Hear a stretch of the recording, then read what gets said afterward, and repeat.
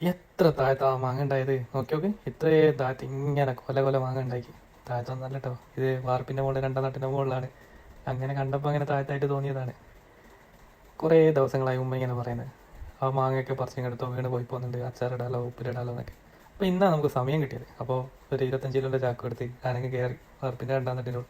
കാറിൽ കുറച്ച് ടാസ്ക് ആണെങ്കിലും അവിടെ എത്തിക്കഴിഞ്ഞപ്പോൾ പിന്നെ ഈ മാങ്ങയൊക്കെ കണ്ടൊക്കെ ആവേശമായി. തലങ്ങും വിലങ്ങും ഒന്നും നോക്കിയില്ല, എല്ലാം പറിച്ചിട്ട് ആ ചാക്കും എടുത്ത് താഴേക്ക് തിരിച്ചിറങ്ങാൻ നോക്കുമ്പോൾ പിന്നെ വീണ്ടും അവിടെ ഇവിടെയൊക്കെ കുറേ മാങ്ങയും കൂടി ബാക്കി കണ്ട്. അപ്പോൾ ഉമ്മ തായെന്ന് വിളിച്ച് പറഞ്ഞിട്ടുണ്ട് എല്ലാ മാങ്ങയും പറിച്ചിങ്ങെടുത്തോ, ഞാൻ അവിടെ വെക്കണ്ടെന്നുള്ളത്. കാരണം വെറുതെ പോയി പോകണ്ടല്ലോ. അപ്പോൾ മൊത്തത്തിൽ എല്ലാ മാങ്ങയും പറിച്ചെടുത്തത്. കുറച്ചൊക്കെ നല്ല ടാസ്ക് ആയിരുന്നു. അപ്പുറത്ത് കണ്ടില്ലേ തെങ്ങിൻ്റെ മുകളിലാണുള്ളത്, അതായത് രണ്ടാം തട്ടിൻ്റെ മുകളിലായത് കൊണ്ട് കുറച്ചൊരു ടാസ്ക് ആയിരുന്നു പറിച്ചെടുക്കൽ. അപ്പം കുറച്ച് റിസ്ക് എടുത്തിട്ടായാലും ഇതൊരു മനസ്സിനൊരു സുഖമല്ലേ, സ്വന്തം വീട്ടിലുണ്ടായ മാങ്ങ ഇങ്ങനെ പറിച്ചെടുക്കൽ. പിന്നെ അതിലും വലിയ ടാസ്ക് ആയിരുന്നു ഇത് താഴത്തെത്തിക്കൽ. കുറച്ച് റിസ്ക് എടുത്തിട്ടാണെങ്കിലും താഴത്തെത്തിച്ച് എന്നിട്ടിപ്പോൾ ചാക്ക് ശരി മാങ്ങ ഇങ്ങനെ കാണുമ്പോൾ അതൊരു വല്ലാത്തൊരു മനസ്സിനൊരു കുളിർമ നേരുന്ന കാഴ്ച തന്നെയാണ്. വാവ്.